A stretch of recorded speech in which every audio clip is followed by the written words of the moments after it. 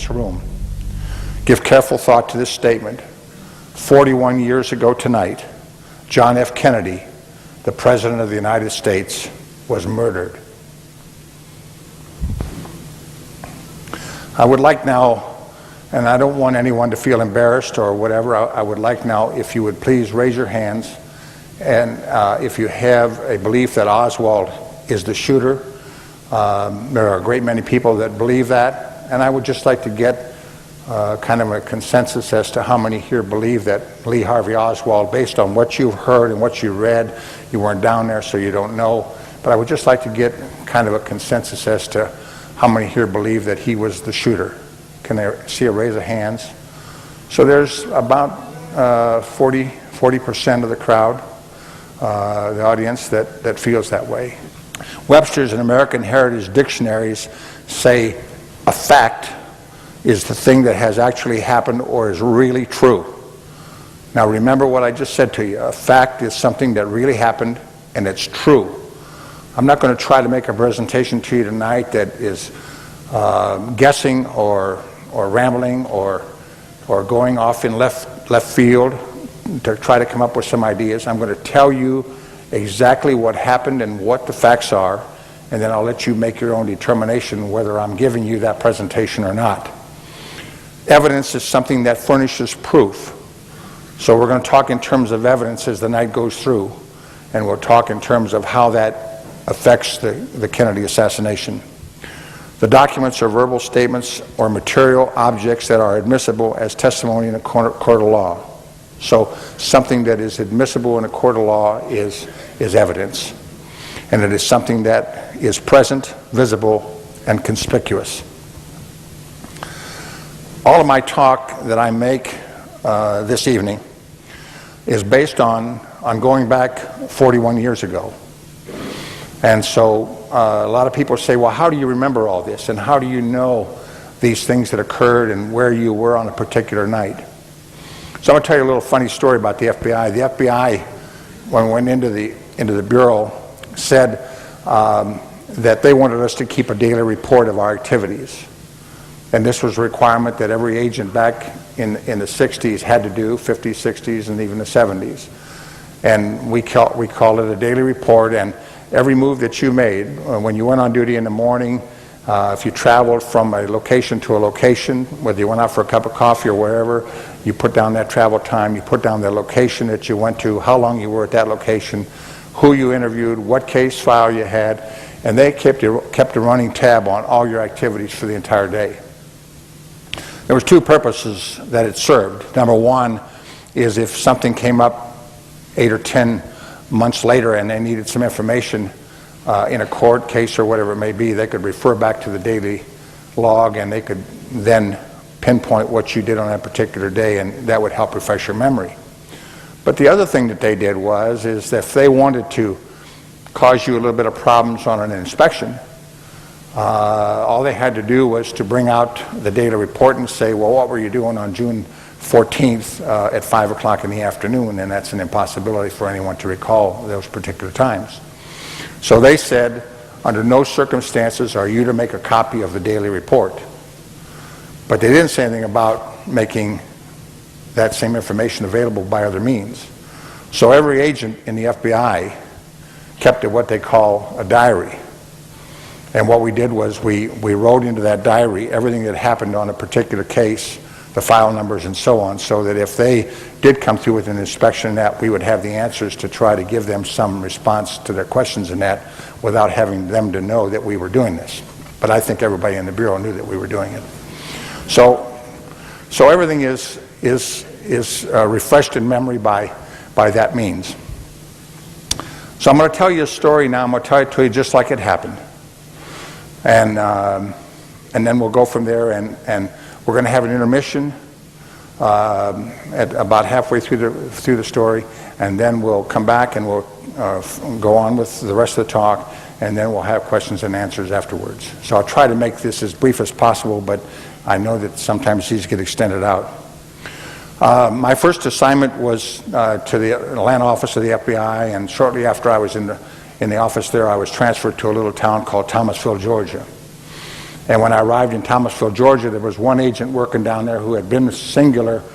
It was only a one-man RA for many, many years, all the time before I went down there. I was the first agent that went in there that made it a two-man RA, two-man resident agency.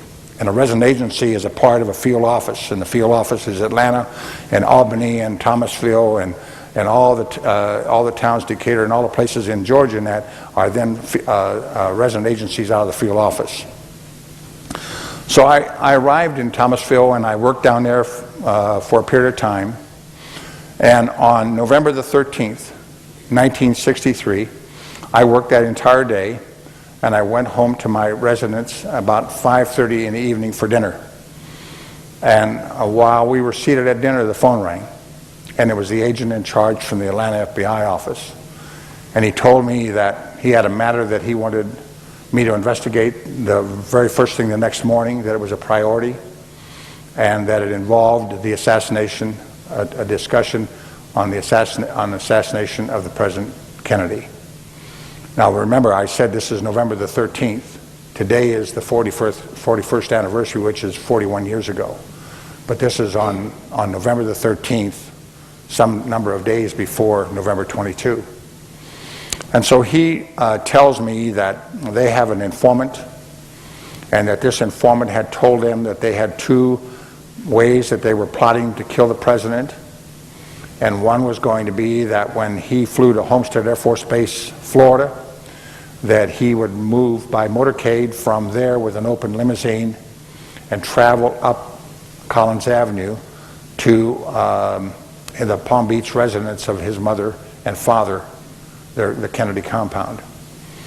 If that's the case, and that's what they knew to be the fact, they were going to secrete a sniper who was involved with these informants, and they were going to put this sniper up into a palm tree and then kill the president in the motorcade with the sniper, knowing that he would be shot by the Secret Service once he did this, but he was willing and dedicated to this strong bitterness that they had towards the president, and said that they were going to go ahead and do it that way. The second thing is if that failed, then what they had planned on doing was to rent an apartment or a office building up in Lafayette, across from Lafayette Park in Washington, and then shoot him with a high-powered rifle off of a tripod. And those were the two plans that they had, and those were the two things that they told me that the informant told them that this subject that I was going to be working on the next morning was involved in. I immediately contacted the chief of police in Quitman, Georgia, who was a good friend of mine, which is where this subject lived, and told Bill that I needed his help on this, and that anything he could do to give me assistance I would appreciate. And he said, I'll give whatever you need, Don. If you need my life, I'll give you my life for this. I'll help you any way I can. And so as a result of it, I joined Bill the next morning, and we started a full investigation on Joseph A. And I've always referred to this man as Joseph A. Because at that time, Oswald or any of these things were not known, and so there was no reason for me to have to discuss this subject with anybody. So I talk in terms of that, and I'll talk tonight about Joseph A. Did a full background investigation on him, did photograph surveillance on him, tried to get photographs of him. Went to his high school, went to his military records, went to the police departments, and did an extensive investigation and worked on it all the way from the day that we got the assignment until Saturday or Friday, and then Saturday I hand carried all this material up to Atlanta to the agent in charge, who told me that he was going to give it to the Secret Service agent in charge, and they were going to go ahead and use it for their purposes based on what the informant had told them. So my investigation was completed. I felt comfortable with it. I felt that I knew everything that I needed to know about Joseph A. as best as we could determine. Found a fingerprint card for him in the Lowndes County Jail in the basement, and with that fingerprint, that made a positive identification of this guy. So we felt very good about that. Once that happened, as far as our investigation was concerned, and we turned all the material over to the Secret Service, we were through with it. And that was, as I said, on the 13th of November. You can imagine how I felt on November the 22nd, just a few days later, when I found out in the afternoon, what happened is we have a common band radio on all law enforcement agencies at that time. And so anything that is secret or something that doesn't need to go to the public and that, they have a code 36 and they ask you to dispatch to the Thomasville Highway Patrol Barracks, at which time they'll give you the information of what they need to give it to you privately. And we got a code 36, and Royal McGraw, my partner, was in the car with me, and we immediately proceeded to the Thomasville Barracks. And when we got there, the sergeant behind the desk, who knew us very well, said, "I want to see your credentials," and that. And I showed him my credentials, and I was kind of startled at that. And then he said, "You're immediately to go to the Department of Agriculture. There's a message there for you." And so Royal and I took off, and we drove from there to the federal building, which is a new federal building, and we went to the Department of Agriculture. Now, the Department of Agriculture has capabilities for teletype because they're nationwide. The FBI being relatively a new agency in that, in comparison to the Department of Agriculture, we did not have teletype capabilities. So when I walked into the agriculture office and that, the lady asked again for identification, and then she said, "Would you follow me, Mr. Adams?" And I walked back with Royal, and we went back to their office, teletype office. And the teletype read, "The president is dead. Call your Atlanta office immediately." And now you can imagine how I felt and what went through my mind.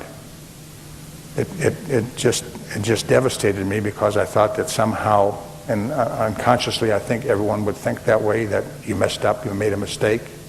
It's so close to Joseph Fay's investigation, and now we've got an assassination. And I was devastated. Well, I immediately left there. We went down to the FBI office in the same building, called the Atlanta office, and the agent in charge said to me, "I want you to immediately go out and find Joseph Fay and hold him for the Secret Service.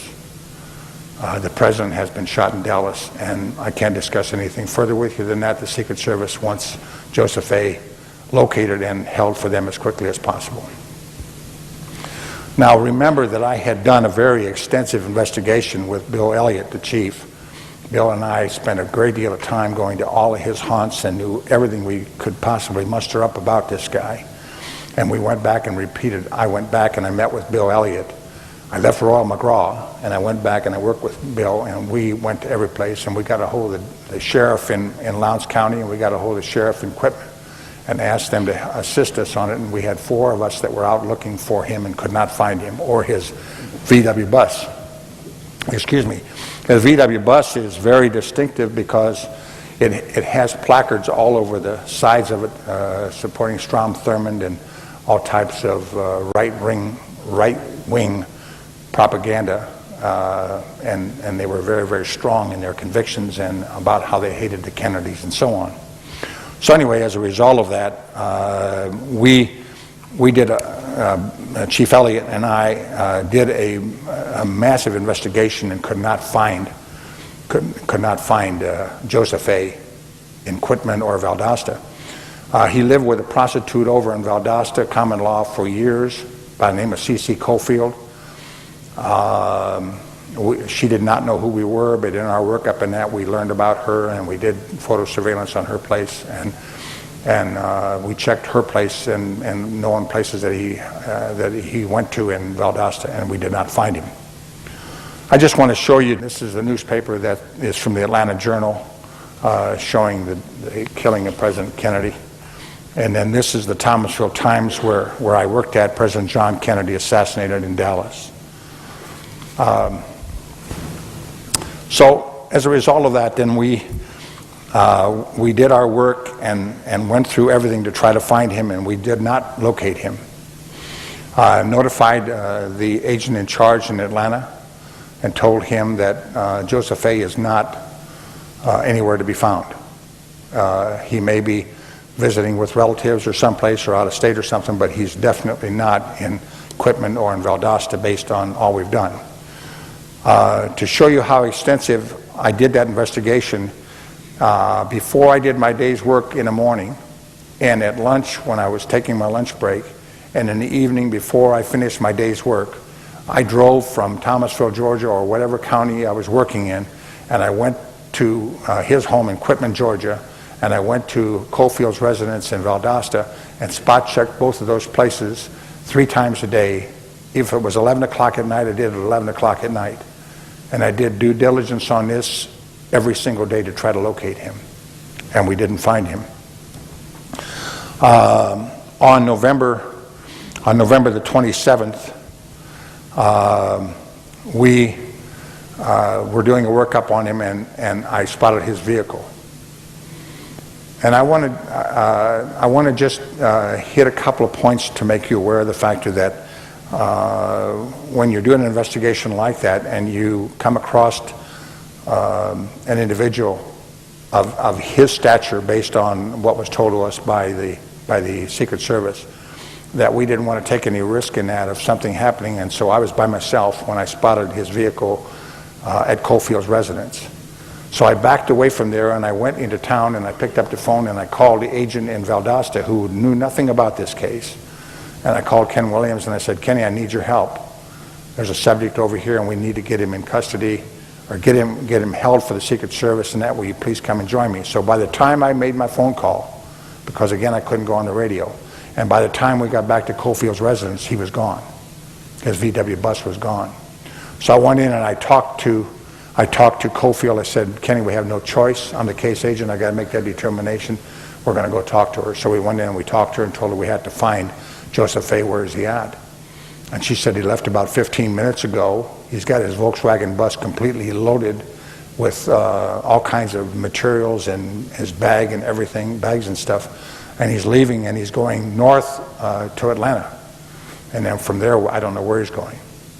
So Kenny and I took off, and we took off at high rates of speed, and you can imagine, I mean, how important it was to locate him. And we drove 54 miles before we located him on the Atlanta highway, going north to Atlanta. Stopped his vehicle, pulled him out of the vehicle, shook him down, checked his vehicle over for weapons, took him in, put him in my car, in the back of my car. Since I was a case agent, it was my responsibility. And then we called the Thomasville Highway Patrol and asked them to have a hook come up, a tow company come up and tow the vehicle back to Thomasville for us and put it into impound, which we did do. As I said, it was just amazing. We took him back to the resident agency, and on the way back, let me jump back. I want to tell you a little funny story about him. Before we got out of the car and that, he said to me, I haven't had a bite to eat, and I have my food here, and there was a banana in a bag sitting there. And he said, I would like to take that along. Could I have a bite to eat? To show you the carelessness as a new agent in that I never gave it a thought, and I said, sure, by all means, go ahead and take your meal. And he grabbed a bag, and we put him in the car and then took him back to the resident agency. He set the bag on the desk, and I sat directly across from him, and Kenny sat over to the left of the desk and he sat on the other side of the desk. And I want to tell you this, the FBI dictated to me the questions that they wanted me to ask him. They specifically had certain questions that they wanted me to ask him, and I made a comment, and I can remember making a comment to the agent in charge, and I said, well, you know, we can find out a great deal about this guy, where he traveled at, who he met with, where he stayed at. I mean, there's a lot of intelligence that we can get through him, and I'd like to really probe into him. And he said specifically, you'll ask the questions that I have given you and nothing else. And then when you finish those questions and that, then you're to call and let us know that the Secret Service is on the way or whatever. And I said, fine. So I abided by those rules. And during the course of the interview, we were only in the interview for just a few minutes. And then he said to me, you're tape recording my conversation. And it shocked me. I mean, he walked in with us. He didn't see me walk over and press any buttons or do a darn thing like that. And it shocked me that he said that. And I said, why did you say that, Joe? And he said, I know you guys, how you operate, and I know that you're tape recording my conversation. I said, well, you're crazy as hell. I'm not tape recording your conversation. But that bothered me that he said that, and so I immediately got up from the table and I walked around to the desk, and I walked around the desk and went over to that bag, and I lifted up that banana. And underneath the banana, he had a tape recorder with the reels running, and he was tape recording my entire conversation.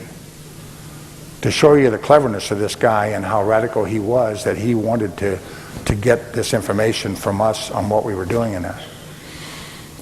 Could have had a weapon in there, could have had a gun in there, could have shot Ken and I. I mean, foolishness on our part, but I learned a lesson. Never trust him after that. And I never made that mistake again for the rest of my career. So we held him, and it's 41 years ago. I believe that they ended up, based on the answers that he gave us and gave us a negative response on everything, that the Secret Service came through and said that they will contact him now that they know where he's at, and that they will talk with him. Now remember, I located him on November the 27th. So from November 22nd to November the 27th, for that many days, I went over morning, noon, and night and looked for him, as the chief did and the two sheriffs, and we never found him. And we could not locate Joseph A. Okay, so that was the end of him. I did my work up on him. We did everything we did. I lived on the television that weekend, watched everything that there was to be said about the assassination, as you can well imagine if you were sitting there watching it firsthand. Went through all the things with Oswald, and then saw the movement of Oswald on Sunday morning at 10 o'clock, and they shot him and they killed him. Jack Ruby shot him and killed him. And so that really impacted me. But I have to say truthfully to you that I was relieved, because of the factor that it wasn't my subject. It wasn't the guy that I worked on. It wasn't Joseph A., so I didn't fail. And it's a terrible thing to say, but I put yourself in my position. I think everyone has that natural reaction that you feel that way. Okay? Excuse me. And so anyway, I'll try not to spill that when I reach down and get it. Anyway, as a result of that, in June of the following year, I get a transfer, and where do I get transferred to but Dallas, Texas? And when I get to Dallas, Texas, as soon as I arrived there, the agent in charge, J. Gordon Shanklin, called me into his office and said, "You're going to be working the Kennedy assassination. We have still 200 and some agents here. We had 380 here, and now we're down to 200 and some, but we're still working a lot of leads on the Kennedy assassination, so I want you to do two things. Number one, I want you to go into the Kennedy room, and I want you to see the Zapruder film, the actual pictures that were taken by Zapruder, Abraham Zapruder, of the killing of Kennedy.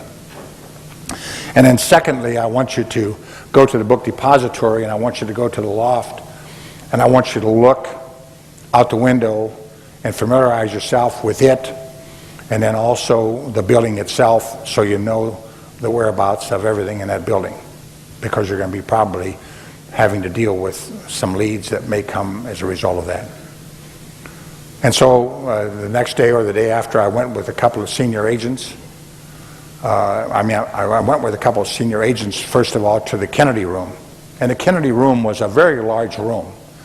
And they had 5-drawer file cabinets completely circling everything except the door openings and the windows.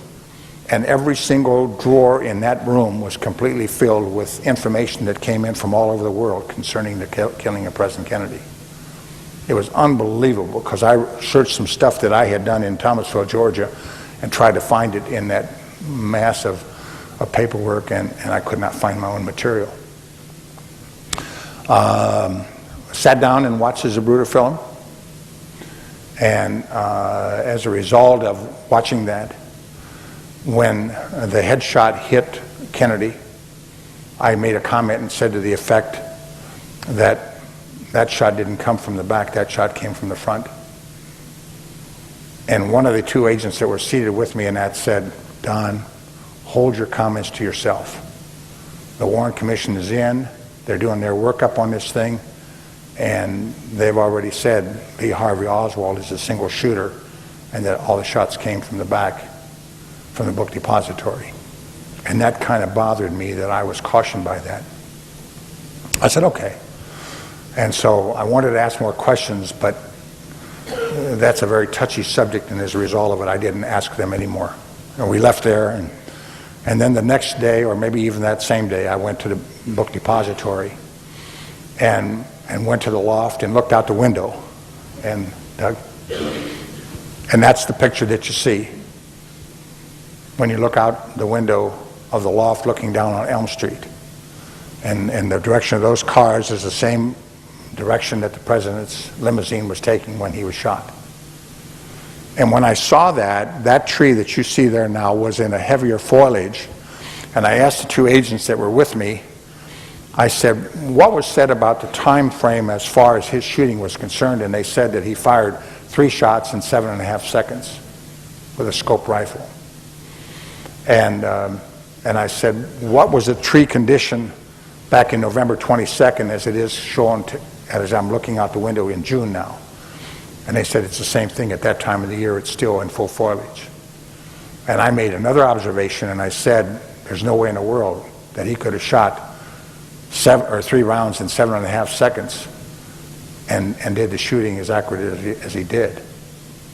These are 2 different agents that were with me than the ones that were with me in the Kennedy room.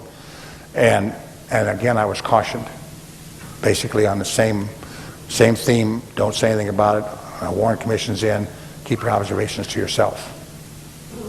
And I did, and I paid no more attention to it. I did a lot of work in Dallas. Go ahead and show the next frame. This is a reenactment of the shooting of Kennedy with a scope. And Joe Abernathy and Bill, I can't think of his first name, were in the car, and they were reenacting this as to what it looked like from the scope going from Oswald's rifle down into the automobile.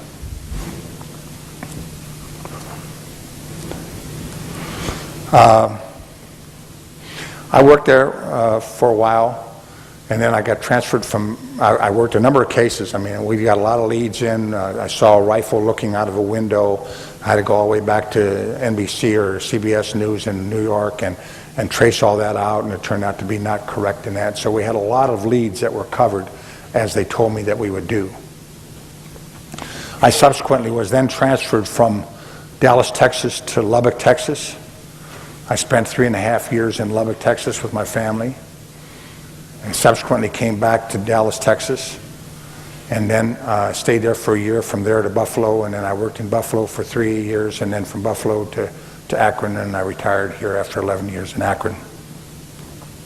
In 1975, while I was riding in my bureau car here in Akron, Ohio, I heard a radio cast about the fact that there was a letter that went to the Dallas FBI office from Oswald to the agent who was in charge of Marina Oswald and him, a man by the name of James Holsty, and that letter that had been given to the FBI was reportedly destroyed by the FBI.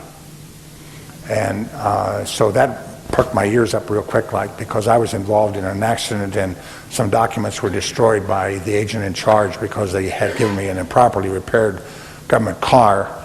And so I felt this is support documents to help me, and so as a result of it, I really paid much attention to this, and I immediately then filed a Freedom of Information request with the FBI in Washington to get any information concerning destruction of any documents by the agent in charge in the Dallas FBI office. And so I received in the mail with my name on it, an envelope which was hand carried from Washington to Cleveland, and then I was called to Cleveland and I went up and picked it up. And in that envelope was this memorandum here, going from the FBI director to the Attorney General. And it generally talks in terms of just general statements concerning the FBI's role as far as the investigation is concerned. The next page is what you want to pay attention to.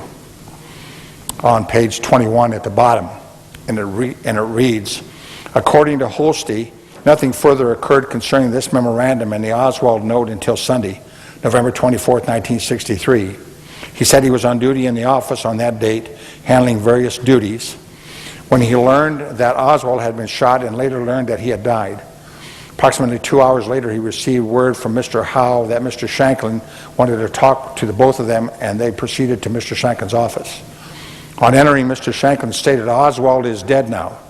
There will be no trial." He then handed Holsty his memorandum of November 22, 63, with a note from Oswald attached, and told him to get rid of it.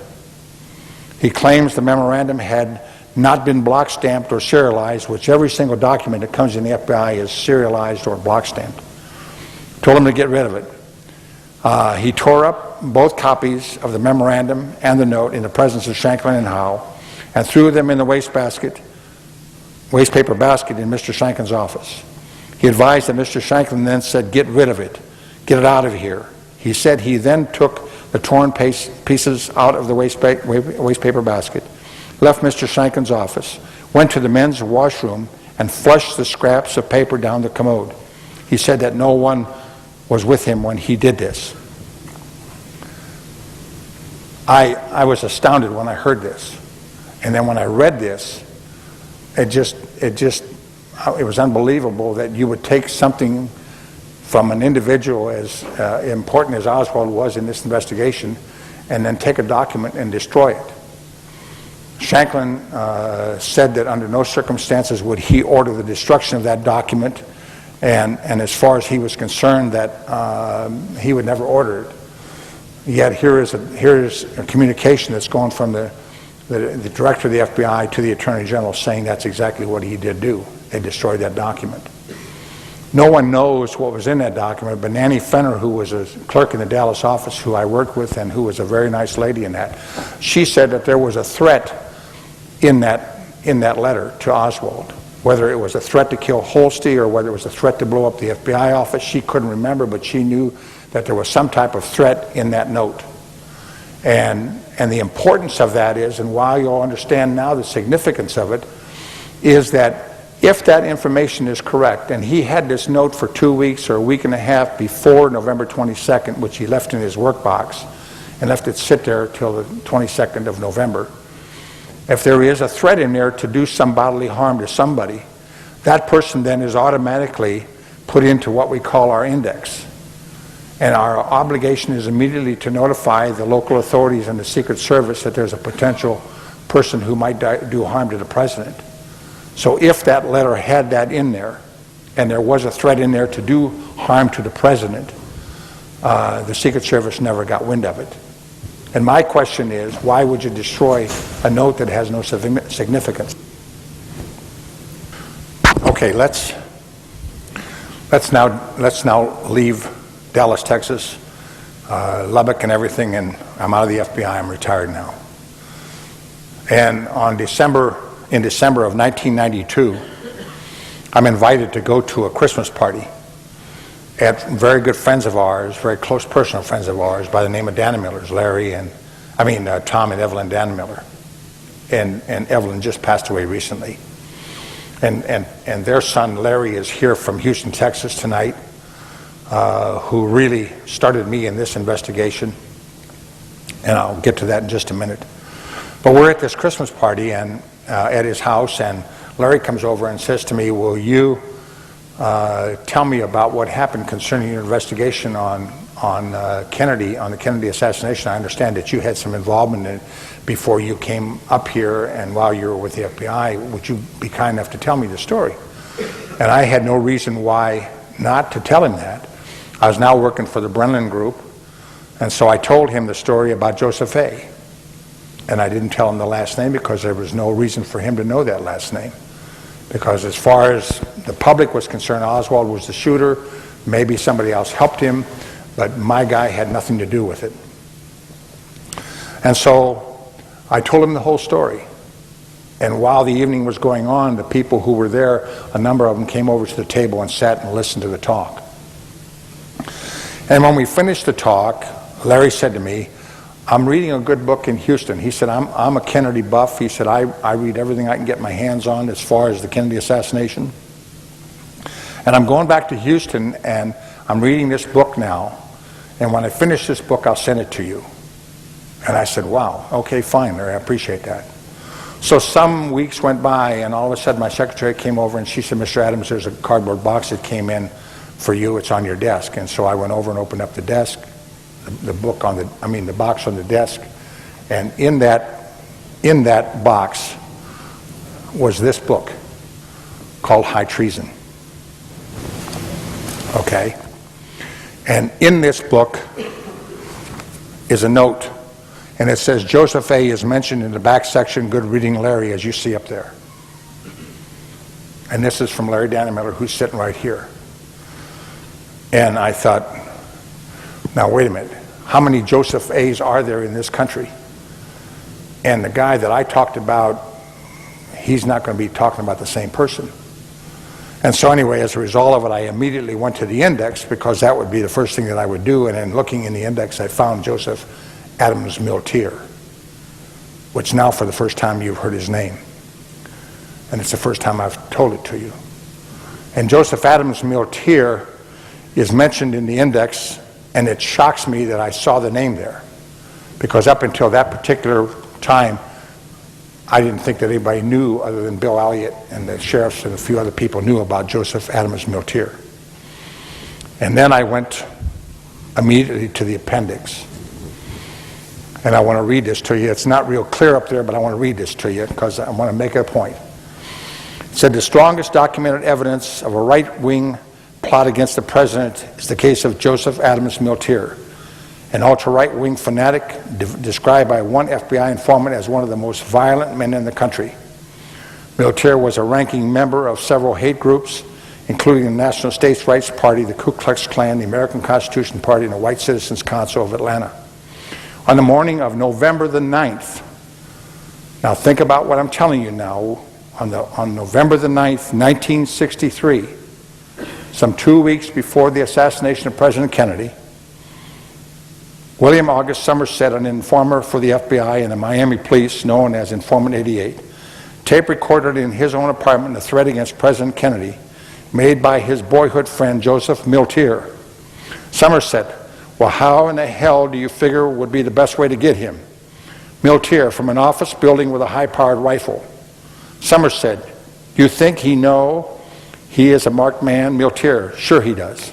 Somerset, they are really going to try to kill him? Miltier, oh yeah, it's in the works. Brown, Jack Brown, the Ku Klux Klan Imperial Wizard himself, Brown is just as likely to get him as anybody in the world. Somerset, you think, Somerset, hitting this Kennedy is going to be a hard proposition. I tell you, I believe you may have figured out a way to get him, the office building and all that. I don't know how the Secret Service agents cover all them office buildings everywhere he is going. Do you know whether they do that or not? Miltier, well, if they have any suspicion, they do that, of course. But without suspicion, chances are they wouldn't. Somerset asks Miltier for more details of the impending assassination. Miltier, you would disassemble a gun. You don't have to take a gun up there in one piece. You can take it up in pieces. All those guns come knocked down. You can take them apart.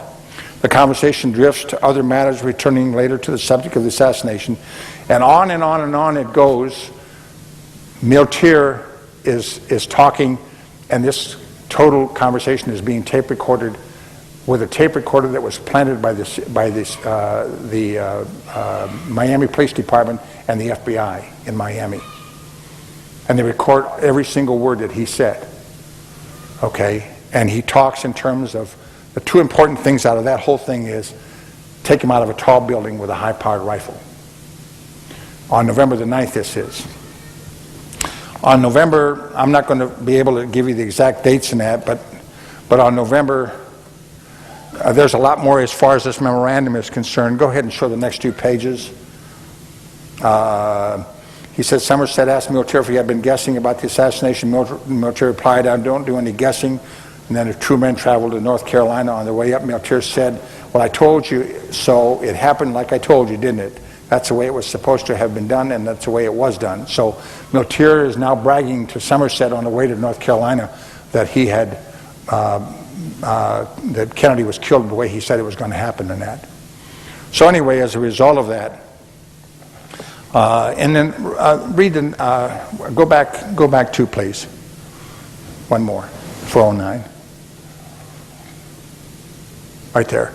That second paragraph. During the interview with the FBI, Miltier emphatically denied ever making threats to assassinate President Kennedy or participating in any such assassination. Even though the FBI had in their possession the Somerset Miltier tape recording, they took Miltier's word for it and ignored their own evidence. And I'll talk about that in a little bit, about the November 9th tape recording. They're saying that we knew about it when we interviewed Miltier. So anyway, as a result of that, I was just devastated when I saw that appendix. And then I went to the photograph section of the book, and there up on the left-hand corner is Joseph Adams Miltier as he looked in a photograph that was taken a long time ago. And next to him is William August Somerset, the informant, who had been providing all this information to the FBI and the Miami Police Department. And then when I was devastated more than anything was when I looked at the next photograph and saw Miltier standing looking at the president's car just a few moments before the president was killed. And now you know how I felt. And this is the man that I had done all this work on. And I mean, I just couldn't get over what happened there when I read that. And I'm an emotional person in that, and it troubled me deeply that this happened. And yet I know in my heart that I did everything that I possibly could have done to make that investigation as thorough and as proper as I possibly could have done. I do all my investigations that way, I do all my work that way, and I put my heart into it, and I know that I did the best I could. Something happened, but I can't tell you what happened at that time, okay? So when I see this photograph and I see what happened here, it changed my life. It started making me realize how small this world is, and that here I sat across the desk from this guy, and that he talked about killing the president in a tape-recorded conversation 2 weeks before the occurrence of the killing of the president, and I knew nothing about that tape-recorded conversation. And that deeply troubled me.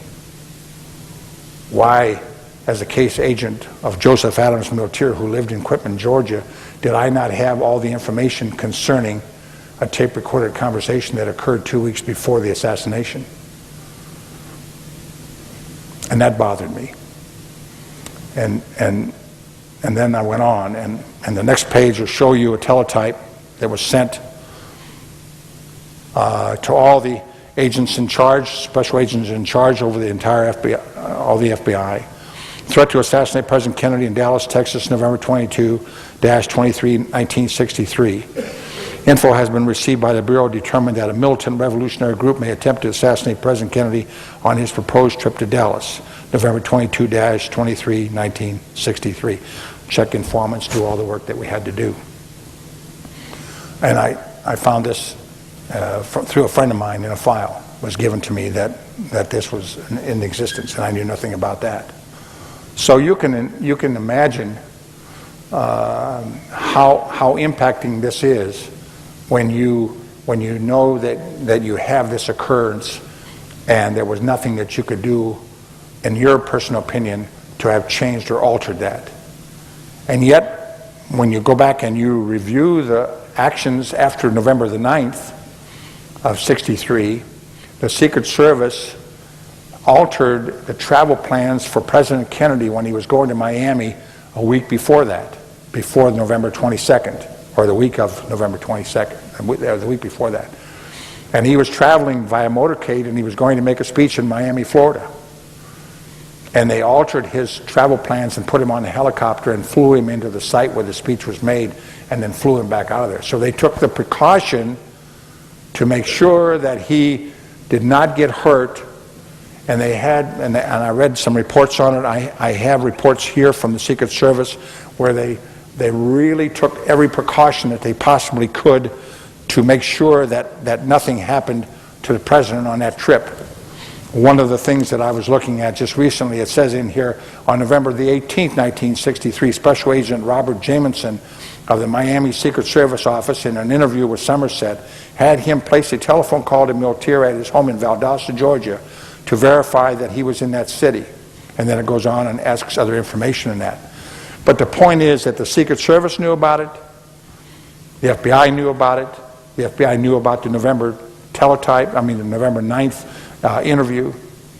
And here I'm the case agent working this subject in Quitman, Georgia, and I knew nothing about this. And I interviewed this man, and I never even got a chance to ask that question about the tape recording or anything. And you know as well as I know, if you know Don Adams, the President of the United States would have never gone to Dallas had I had the information on what was said on November the 9th about a tall building and a high-powered rifle and a backup system that I investigated, a separate investigation concerning Homestead Air Force Base and also the office building in Washington, D.C. So it just shocked me that I knew nothing about this, and I'm still troubled to this day by this. It still bothers me tremendously to this day why there was subterfuge or why there was avoidance or whatever you want to call it to give me the information that I could do my job properly. But I want to tell you a little funny story about the kind of people that you deal with in this, and you don't realize the makeup and the structure of what they're about. When I was, shortly after I arrived in Thomasville, Georgia, and assigned to work with Royal McGraw, and he was a senior agent of probably 11 or 12 years more time service than I did. Royal took me out to meet all the sheriffs and to meet all the chiefs of police as a new agent who had never been there. And as I said, I was the first person that ever made that office a two-man office. And we went out to see A.E. White in Donaldsonville, Georgia. And while we were there in his office, which was an old-fashioned county building, I had to use the restroom, and I said to the sheriff, I'm going to excuse myself, and he said, well, just go ahead and use my restroom, it's right there. And so I went in and I used the restroom, and I left the door ajar because it was just the sheriff and Agent McGraw and myself in the room there, and I wasn't worried about it, so I left the door ajar. And I heard this statement made by my fellow agent. He said, you've got to watch out for him because he's a Catholic, he's a Yankee, and he's a Republican. And this is the agent that I'm working with. And that just shocked me. But that was Royal McGraw. Royal McGraw was born in Americus, Georgia. He's a Georgia-growing boy. Spent all of his life in Georgia. And he was the closest personal friend of all these people. And yet, I knew nothing of his involvement or anything that he ever had to do with investigating Joseph Miltier.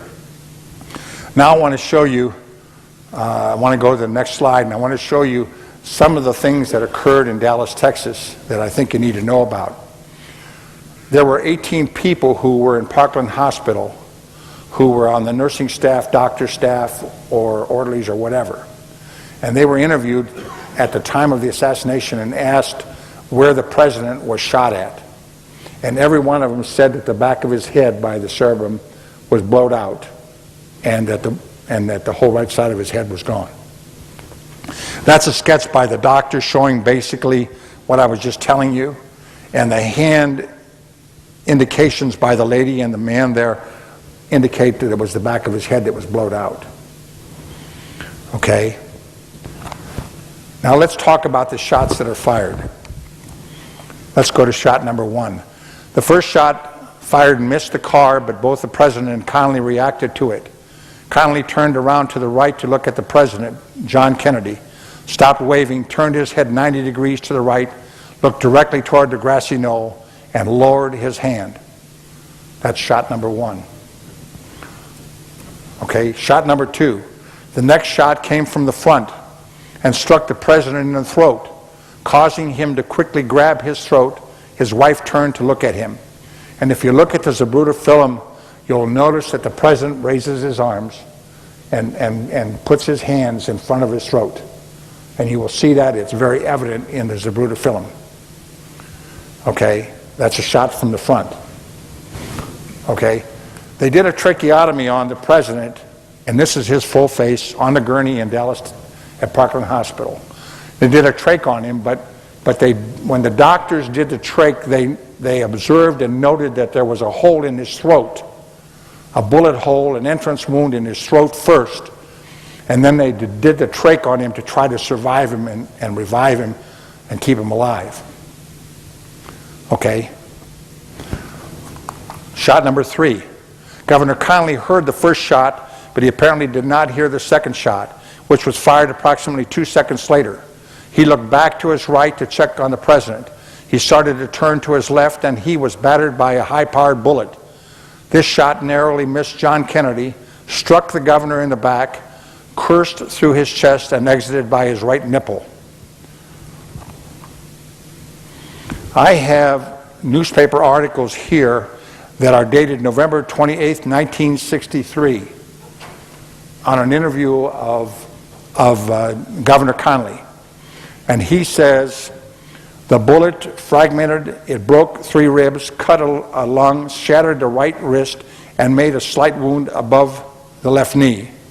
He says, when the first shot hit the president, I turned to the left. The president had slumped. He said, oh, then I was hit. I knew I was hit bad. Mrs. Kennedy said, oh my God, they've killed my husband, Jack. Connally said his wife, who was sitting next to him on the jump seat facing the Kennedys, said, my God, they're going to kill us all. Connally said that after he was shot, the president was shot again. This means the president was hit first, and then Connally afterwards, and then back to the president again. Shot number 4 struck the president in the back, 6 inches below the shoulder line to the right of the spinal column. He still sat erect, held up by his back brace. The 4th shot, the 3rd bullet to actually strike a human target, is supposed to have traveled through the president's body, exited his throat, entered Connally's back by his right armpit, and exited his chest by the right nipple, and then struck him in the left and the right wrist and embedded itself in his left thigh. Now, if you look at this, the way it was sketched out, the bullet hit the president, then made a turn in the air, and then entered into the Connally from the back, and then did the damage that he just described, that was just described. Okay? Next photograph shows, for the first time in the trajectory of bullets that was done as far as the investigation was concerned, that a shot came from number 4 from the grassy knoll.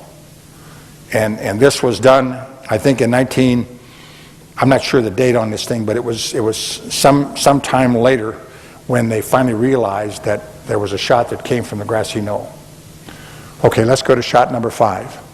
The fatal 5th shot struck the president in the head, and the power of the frontal impact threw his body rearward and to the left. The motorcycle officers flanking the president's car knew instantly that he had been badly injured. Officer Bobby Hargis, riding on Mrs. Kennedy's side of the motorcade, was struck in the face by a sheet of blood and brain tissue from the president's shattered head. I want to re-emphasize that again. I want you to read on the next slide. I want to read to you. It says, the main thrust of the impact debris was toward the 2 motorcyclists riding in a convoy behind and to the left of the presidential limousine. Officer B.J. Martin, riding the outboard cycle some 5 feet to the left and 6 to 8 feet to the rear of the presidential car, later noticed bloodstains on the side of my helmet, other material that looked like pieces of flesh. Officer Martin's partner riding the inboard cycle was even more splattered. It seemed like his head exploded, testified Officer Bobby Hargis. And I was splattered with blood and brain and a kind of bloody water.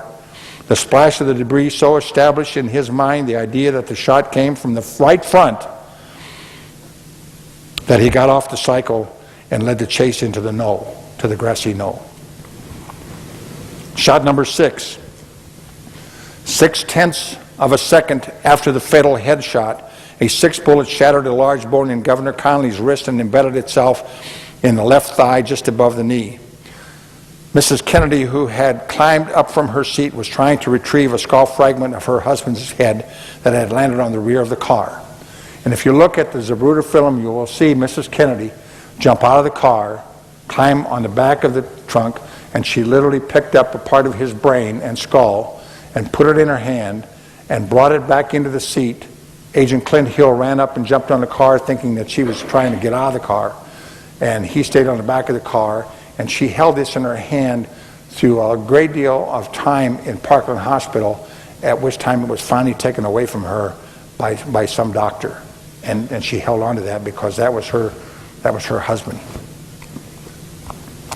Additional shots. There were at least 2 other shots fired in Dealey Plaza that day, perhaps even 4 more. 3 bullet marks were found in various places in the plaza, one by the south curb of Elm Street, one on the north sidewalk of Elm Street, and one by the south curb of Main Street. The latter mark was caused by a bullet that hit the curb and splintered. A fragment of metal and some concrete struck bystander James Teague on the cheek while he was standing near the triple underpass. And the next slide will show you, this is Mr. Teague standing down here. That's the curb. The FBI actually pulled the curb out. It took them like 8 months after the assassination, and a lot of discussion about this, and then finally the FBI went in and removed that curb and sent it away to the FBI laboratory, and they proved back that there were lead fragments that matched the same context of the lead that was out of the Oswald's weapon. Okay. And then this manhole cover, there were 2 women that were standing there, and a shot or 2 thumped into the ground next to them, and they had a Dallas deputy sheriff and a FBI agent who went over to this woman, who brought it to their attention that this had occurred.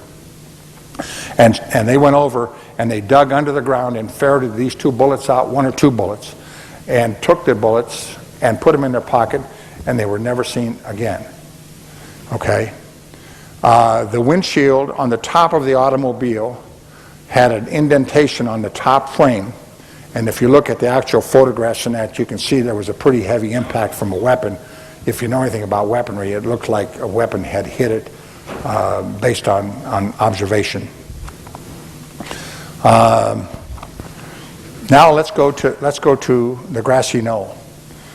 And I ask you this question here, is that when something happens, there's always a reaction to what happens.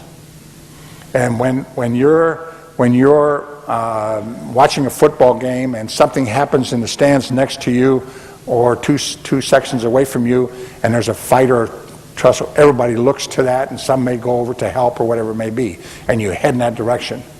And there was a tremendous number of people that ran towards the grassy knoll based on instant response of a person reacting to something that occurred.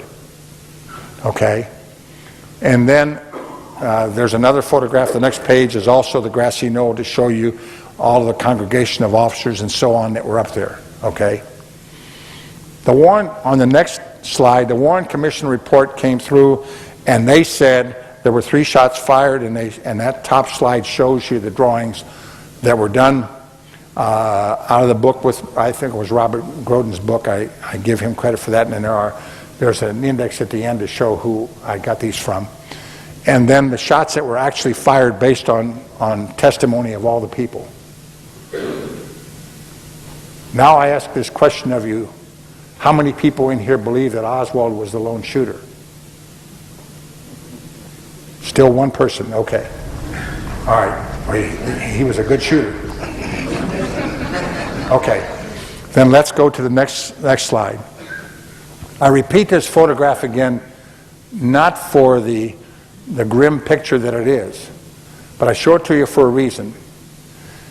Everyone knows, and I made this statement to the agents that I was with in the book depository, that first of all, to take a scoped rifle with a bolt action to it, and how many people out here have taken a pair of binoculars and gone out to look at a plane or a bird or something and then dropped the binoculars and then gone back up to try to pick up that object again?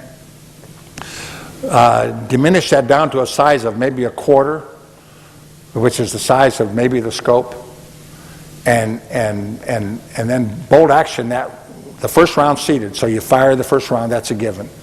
But after you eject the first round in that, then you've got to seat the next round, and then you got to pick your target. And then you got to eject that, and then you got to do it again. And to do that, 7 seconds, 3 rounds, I said it was an impossibility. I've been through Korea, and I've been in the Army for 3.5 years, and based on my experience in weaponry and that, I just said, that can't be done and be that accurate. Maybe it's a quirk, but anyway. But then the thing that's a telltale sign is this photograph. If you take a look at this picture, if Oswald had shot from the book depository, from the loft, and the bullet had traveled and hit him in the back of the head, the trajectory of that bullet would have blown the front of his face off. The skull's not a very thick object, and it may deflect the weapon, but most generally the weapon would probably go through and crush the skull, and there would be no face left. And yet his face is totally intact, and that's why I wanted you to see that picture. They talked in terms of subjects who were people that could be involved. There were 3 bums that were picked up out of the railroad yard behind the grassy knoll. And the man in the middle is a man by the name of Charles Harrelson. His son is Woody Harrelson, who was the bartender in Cheers. And the little fellow there, the 3rd person down, said that he gave him the gun and that Harrelson used that to shoot the president. Charles Harrelson is presently serving life in a penitentiary at in Austin, Texas, for killing Judge Wood on a drug case. They took the picture down to him and they showed him this picture, and he said, he had a grin on his face, he said, looks like me, but it's not me, and he threw the picture back, and that was the last question that was asked of him. He asked to go back to the range, and he did. Now I want to show you the next, go back on that one. Read this document carefully, what it reads here, and it says, the Federal Bureau of Investigation has requested that certain pages of this document not be disclosed. This request was incorporated in a letter of August 13, so-and-so, okay. The right-hand column reads, FBI memorandum from their files on Joseph Miltier. Although the Warren Commission had reviewed these documents during its investigation, they never acknowledged them publicly. The Commission eventually concealed them within the National Archives. So everything concerning Joseph Miltier was hidden in the National Archives, okay? I'm going to read a little bit to you, if I might. Bear with me. American Heritage Dictionary College Edition reads, murder, the unlawful killing of one human being by another with premeditated malice. Obstruction, to impede, to retard, to hinder, or interfere with. One that obstructs, an act of instance of obstructing. Aid, to give help to or assistance to. Abet, to encourage, incite, or help in wrongdoing. Once we have these definitions, then one needs to review the law to obtain the criminal meaning and charges. The president is murdered, and they forcibly take his body out of Dallas, Texas. The crime was not a federal crime. The Secret Service had no jurisdiction. The FBI had no jurisdiction. And the local authorities had the full right to investigate that as a murder. And they got into a scuffle, and they forcibly took the president's body out of Parkland Hospital and took it to the airport and put him at Love Field and flew him back to Washington and then took him to Bethesda Naval Hospital. All of these things are acts that were committed by people, whether deliberately or accidentally or whatever it may be. That'll be a determination that we'll never be able to know the answer to. This is a photograph of Miltier that was given to me recently by Jeff Caulfield, a good friend of mine. Go ahead. This is another photograph of him. And that's him standing there in Dallas, Texas, looking at the president's car just a few seconds before he was killed. He made a telephone call at 10 o'clock that morning to a friend of his, to the informant Somerset. And in that telephone call, let me see if I can find it here.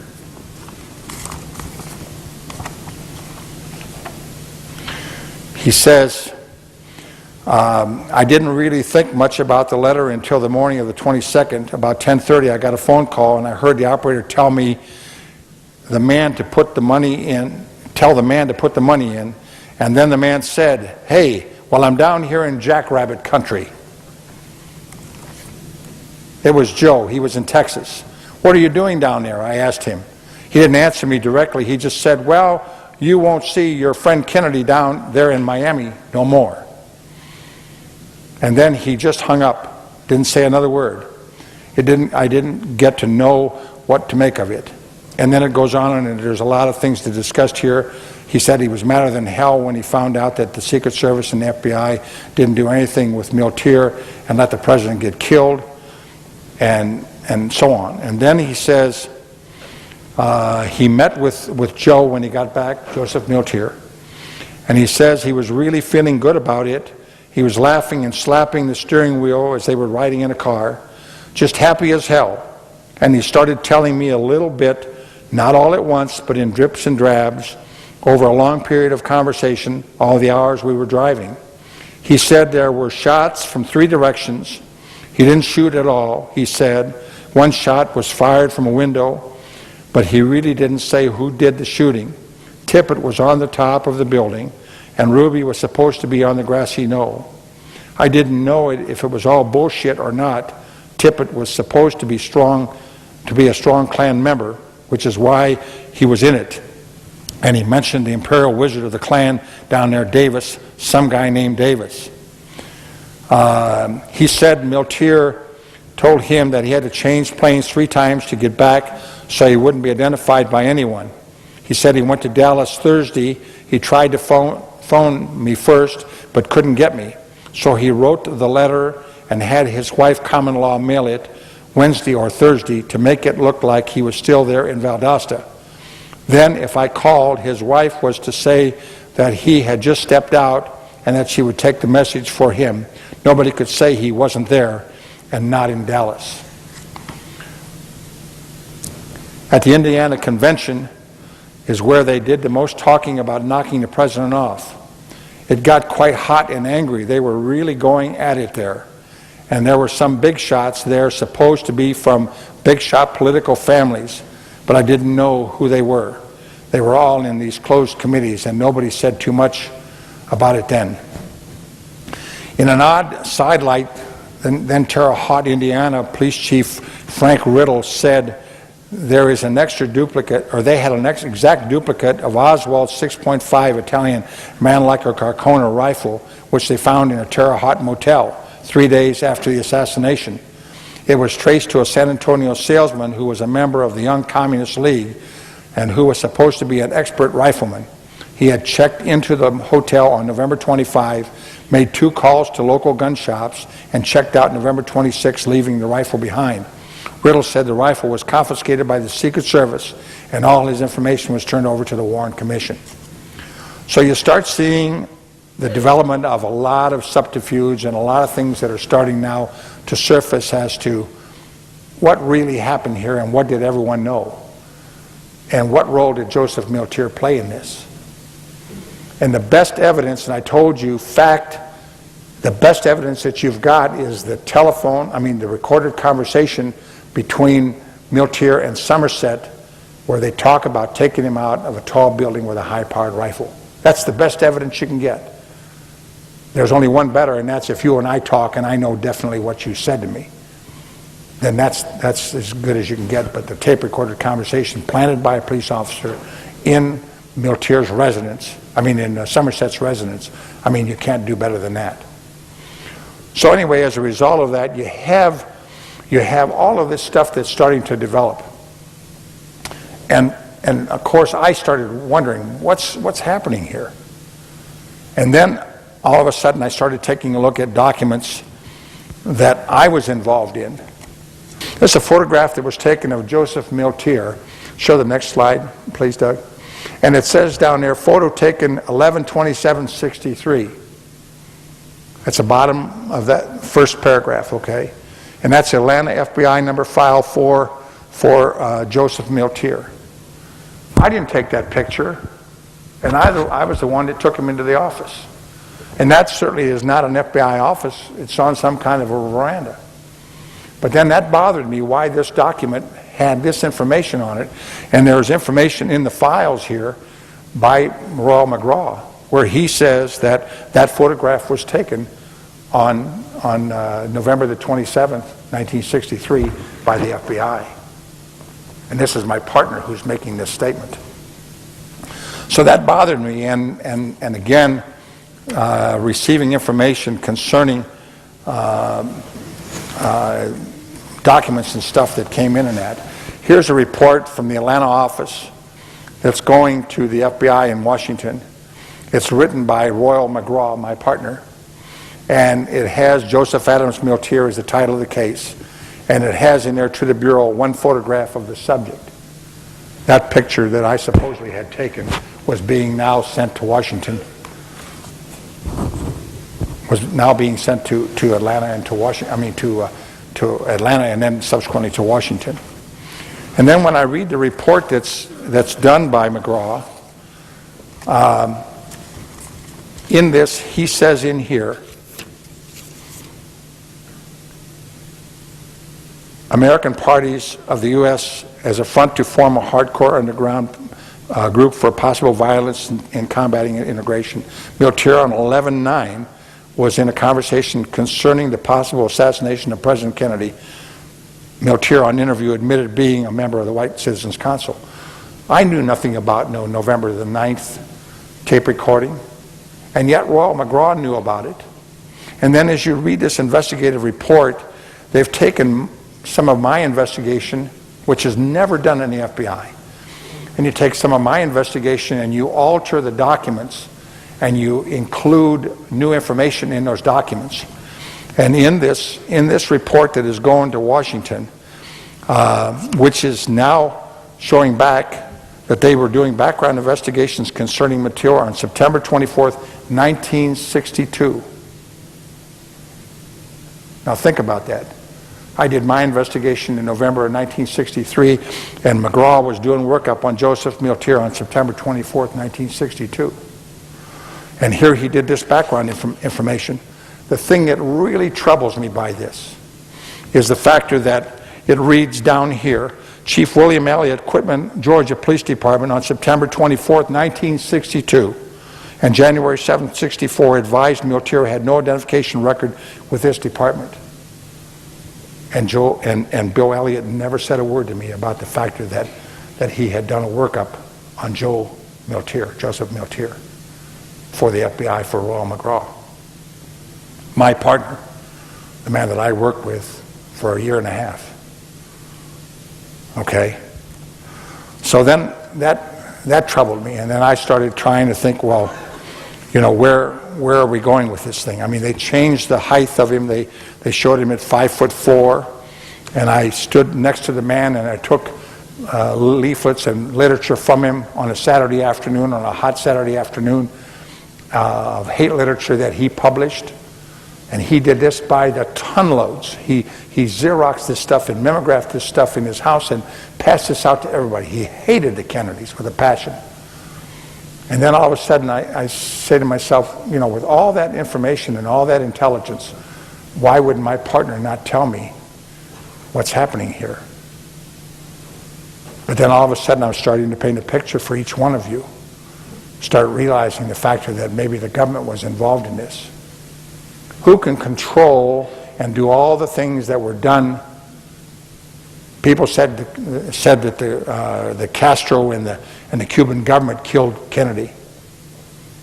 Can they lock the files up till 2027, which they initially were done, until they opened them up later? Can they change the route of the presidential motorcade on the day that it's being done? Elm Street, if you looked at the map, Elm Street goes straight on down and then turns and goes left into the Stemmons Expressway, and Main Street comes down, directly down towards the Stemmons Expressway. They parallel each other. They're 1 block apart. And yet they forced the president's car to make a turn, a 90-degree turn on Houston Street, and then a 120-degree turn on Elm Street. For what reason? And the Secret Service agent, Kellerman, who was driving the automobile, stepped on the brakes twice and turned his head around and looked at the book depository building. A reaction that a Secret Service agent is not supposed to act that way. He's supposed to act immediately and instantly and get the hell out of there if there's a shot fired. And there's a lot of questions about that, about why that was done and why that car was slowed down, almost to a complete stop, which is ridiculous for someone who you're trying to protect, if you're trying to protect the president. So then when you start taking a look at all the things that happened, the changing of documents and the information that was not furnished to me that we should have known about and would have stopped the president from going. And when you start looking at all of that information, and then you take a look at all the gunshots that occurred in Dallas, Texas, and you take a look at what the Warren Commission did, there's two things that stand out that you have to remember if you don't remember anything from my talk tonight. And one is that there was an entrance wound in his throat, which indicates a shot from the front. And the presidential limousine had a bullet hole in the windshield. And I want to just mention real quick, like in this book, Murder in Dealey Plaza by Dr. Fetzer, he says in here that that vehicle was taken from Parkland Hospital. It was immediately washed down, which is in violation of everything concerning good evidence. And they immediately washed the vehicle down and took it immediately to Love Field and put it on the plane and transported it to Love Field and flew it to Washington, and then from the air base up there, Andrews Air Force Base, they took it to the White House, kept it there, and immediately took it to Dearborn, Michigan, to the Ford Motor Company, and they did a secret removal of that windshield and put in a replacement windshield. And he says that as fact in this book, okay? Now, when you start looking and adding all these things up, what conclusion do you come to?